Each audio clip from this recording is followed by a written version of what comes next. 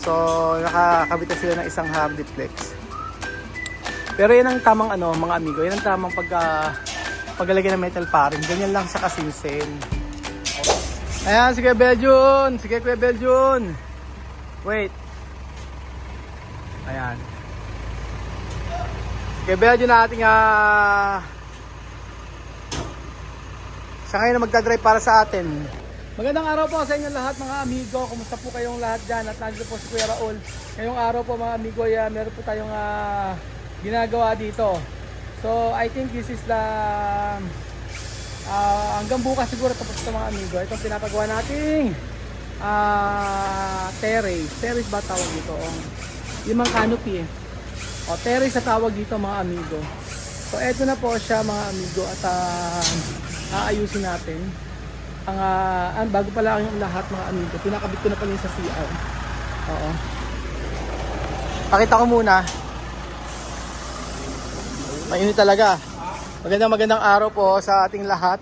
At papakita ko lang muna yung pinakabit natin na mga ito. Bumili tayo kasi mga amigo ng mga ito. Ito lang binili ko. Sa Wilcom binili.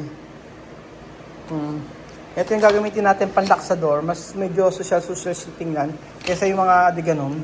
Kasi ito na naman ang po pwede eh. So ito, meron tayo ditong ganyan. Ito ko po mga amigo ay meron pong nakalagay dito na takip. Ayoko ng ganyan. So hindi pwede sa akin yung ganito lang ang likod mga amigo. Gusto ko white din yun nandito. So gusto ko plain lang siya talaga. Plain siya para na ano. Tapos meron siyang pagka bumukas po mga amigo, yan. Pagka bumukas to, kusa siyang sasarado. Ganon. Tapos meron siyang ayan, may sarado siya rito para maganda, para white din siya mga amigo. Ganon. Para maganda po yung pintuan natin sa bawat CR. Oo. Tapos sabi nga ng aesthetic. May aesthetic. Aesthetic na naman. And then ito po mga amigo yung sa terrace natin. Gagawin po ni Jembo yun. Tapos ito naman po yung sa part na ito na gusto ko din na kung saan explain ko sa inyo sa terrace. Ayan po. Charan, sinimula na po siya. Pinilagyan ko ng pinilagyan ko siya ng hardiplex mga amigo. So bakit ko siya pinilagyan ng hardiplex? Kasi po para po mas matibay siya.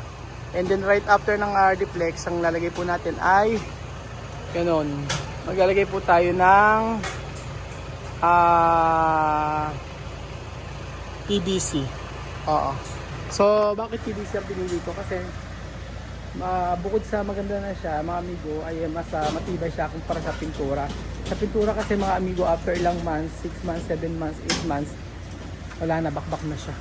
Ganun po, usually pagka hardiplex. Kapag ganyan yung ginamit natin. Okay naman, pintura, isang araw lang pipinturahan, 2 araw, tapos dahil yan. Pero kung kikinisin yan, medyo matagal-tagal po mga amigo. Kaya lang, ang sa akin po, ay ang gusto ko ay, maganda yun, maganda at bukod doon kaya mas matibay. Matibay kasi yung PVC, hindi siya inaanay. And then, yun nga lang kasi plastic siya. Dahil plastic siya. Ganun lang. Oo, basta and then ito yun ang gusto ko, maraming ilaw na ilalagay. So naka-order na kami ng mga ilaw na ilalagay. At bumagay naman po mga amigo yung Cenepa, ayan. Para po sa ano natin. Para sa ating terrace. Kinapalan ko siya. Oo. Kinakapalan, ganyan kakapal mga amigo. Ganyan siya kakapal kaya ayan, ganyan mga amigo. So, imagine niyo na lang po mga amigo na marami siyang ilaw sa gabi. Tapos, mahina lang naman yung ilaw niya. So, dahil sa marami siya, lumiliwanag siya mga amigo. So, isa lang naman ang saksakan yan. Doon po yun sa pinagtanggalan natin sa pinakadulo dati na may ganire. So, tinanggal natin yun. May 3 tayo natira at gagamitin natin yun sa ibang proyekto. O, diba? Sa ibang project mga amigo. So, gusto ko natin na matibay. At bukod sa matibay mga amigo ay syempre yung tatagal talaga. O yun. So yan po ang latest mga amigo sa ating pinapagawa. At mamayang hapon, mamaya babalikan natin yan kung ano yung kakatapusan. So, nakakabit na sila ng isang hardiplex. Pero yan ang tamang mga amigo, yan ang tamang paglalagay ng metal paring. Ganyan lang sa kasinsin. Oo, ganyan sa kasinsin. Naku po, yung iba, dinadaya para makatipid. Napakabda lang ng metal paring na nilalagay. Para lang makatipid. Pero, hindi naman kami ganoon. Siyempre, pagka gumagawa kami mga amigo ng sa bawat project natin, yung matibay talaga. And then, ano po mga amigo, sa mga ginagawa natin project, imposible po na walang back job. Especially may mga tumutulo, mga ganyan. Meron po talaga at meron. Kasi imposible nga walang ganoon. Tulad ng halimbawa, meron sa may lababo, sa ilalim, may tumatagas, mga ganoon. So, minsan akala natin nakaka-stress pero madali lang naman gawin yun. O, kasi may tumutulo. Kasi ito rin po mga amigo, nang nangyari itong bahay na to mga amigo, ay may mga tumutulo sa likod, tapos bigari ang lakas ng tulo sa may mga post. Pakita ko sa inyo. Ayan, papakita ko. Sa mga post, sa mga tubo-tubo, yan, may mga tubo sa likod dyan. Doon po, masyado siyang nag-anuhan. Bumabagsak siya. Minsan po kasi talagang ganoon, hindi talaga mape-perfect na 100%. Usually po,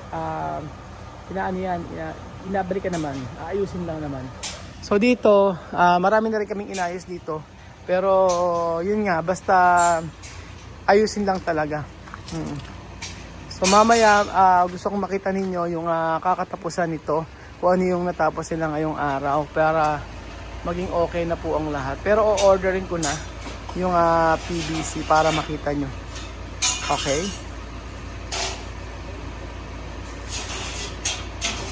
Ayan na po. Maganda siya. Ako, totoo lang, nagandahan ako. Sa totoo lang, gusto ko yung ganitong Minsan kasi yung sa iba maganda, sa akin pangit. Yung sa akin pangit, sa iba maganda. Nagets niyo ako mga amigo. Iba-iba yung taste natin, iba-iba yung personality natin. Yun po ang totoo. Diba? Yan. Ngayon niyo po. Sa akin, perfect siya. Okay siya. Gusto ko yung ganito mga amigo. Yung meron siyang ganyan. At least talaga, maaliwala siyang tingnan. At nakuha natin yung gusto nating design. Yun po ang importante.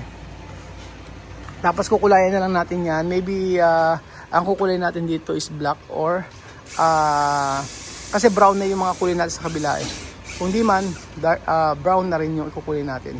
So ganun po. Ganyan kabilis sila. So parang pang-4 na araw ata ito, 5 araw kung ako nagkakamali. Saglit lang nila tinapos talaga. And then after nito ay may susunod pa silang gagawin dito. Yung po mga amigo. Para at least maganda na yung pagkakaano, yung ating bahay. Yung talagang tapos na. Pero ang dami kong plano talaga dito sa bahay na to na gusto pang gawin. Kapag okay na ang lahat. Isa-isa po mga amigo. One at a time.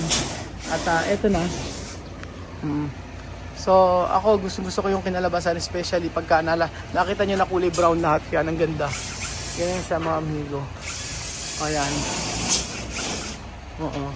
Usually pagka nakita nyo ganyan, ang ganda. Sobrang nagagandahan ako pagka ganyan.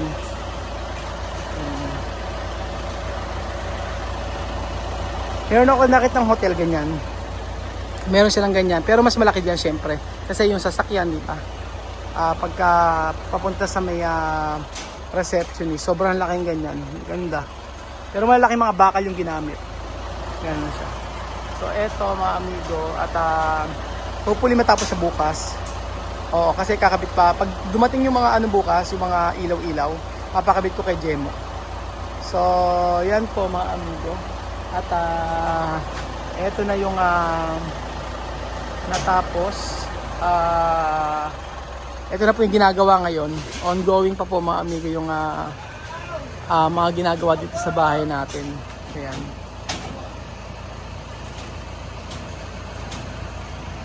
Konting para mamaya makikita nyo rin yung ginawa natin. Konti na lang yan.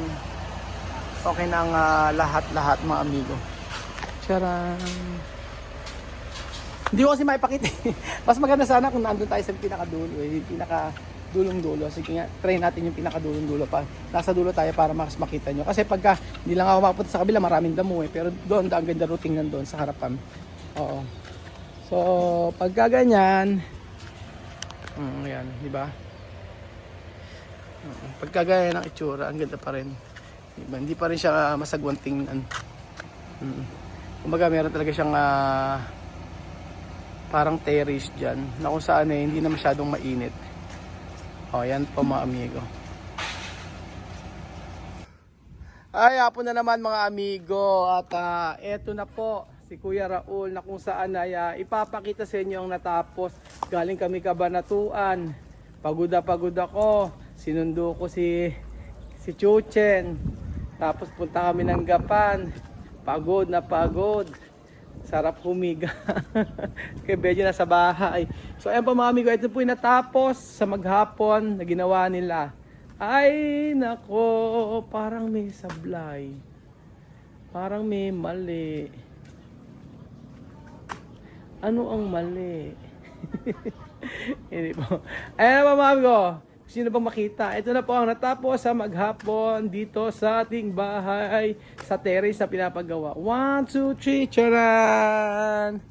O, di ba mga amigo, meron na siyang hardiplex mga amigo na kung saan ay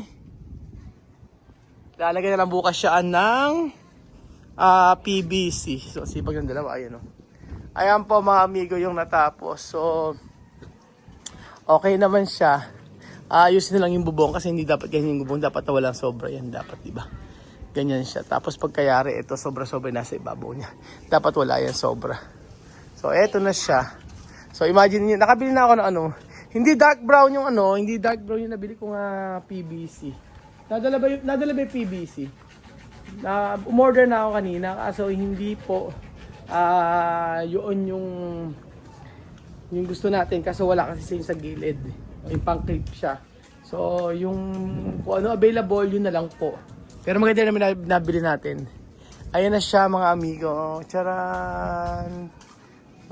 Papakita ko sa inyo ang ano yung bilinda? Diyos ko, ano naman yung bilinda? Lahat na lang ng basura! Ayan si Belly. Lahat na lang ng basura. Inuuwi natin. So, ayan po mga amigo ang natapos natin. Ayan na siya. O, diba? Ang saya po mga amigo. Sobrang ganda ng ating ginawa. Ewan ko nagustuhan ninyo, pero ako gusto ko siya. Lalo na pag nagkailaw na po siya. Antayin na lang natin siya mga amigo na malagyan ng ilaw. Bukas sa post na yan kasi PVC lang naman yung ilalagay dito. And then pintura. And that's it. That's it for today. Bukas talagyan ni Jemo yan ng mga ilaw. So ayan po mga amigo ang ating terrace na pinapagawa. So ewan ko kung nagustuhan nyo, pero ako gusto ko siya. Lalo na malaki yung pagkakagawa niya. Ganyan siya. Hindi siya alangan tingnan. Kesa po yung dati. At least ito, hindi mababasa ang canopy. Wala, yung design nga lang sa may baba, hindi na nakita. Ayan na siya mga amigo. Pero okay lang. At least maganda pa rin naman siyang tingnan. Kahit ganyan. Gusto nga raw pintura. Ayoko ng pintura. Kasi after ilang months lang yan nagpe-fade na yung kulay. So ayan na po siya mga amigo.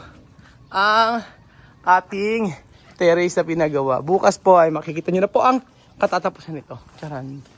Ayan na siya. So dito siya mga amigo. Ayan ang pinakamagandang view. Ganyan. Pinakamagandang view dun pala sa kabila. Pag doon kayo sa may dulo. Para kitang-kita nyo. Kasi side view Naka-side lang siya mga amigo. Ayan na siya mga amigo. So maganda pa rin naman siyang tingnan kahit na ganyan po. Ayan. So ready na po ang ating bahay para po sa house tour. Pero nakita nyo na lahat. Hindi pa, meron pa hindi nakikita mga amigo. Pagka naiayos namin yung mga gamit dito. Para kumpleto na. So ayan po mga amigo, thank you so much po at napakasarap sa pakiramdam na kahit tayo ay pagod sa ginagawa natin everyday, nakikita natin kung ano yung natatapos. So yun po ang importante. Masaya tayo sa ating ginagawa. And then kayo rin po, alam ko na happy kayo sa inyong ginagawa everyday. So ano pa ang sasabi ko sa inyo kung hindi po laging mag-pray na ibigay din ng Lord ang desire ng inyong puso. Kung nais nyo ng bahay, ipag-pray nyo. Kung nais nyo ng lupa, ipag-pray nyo. Kung nais nyo ng anak, ipag-pray nyo. So wala imposible sa panalangin.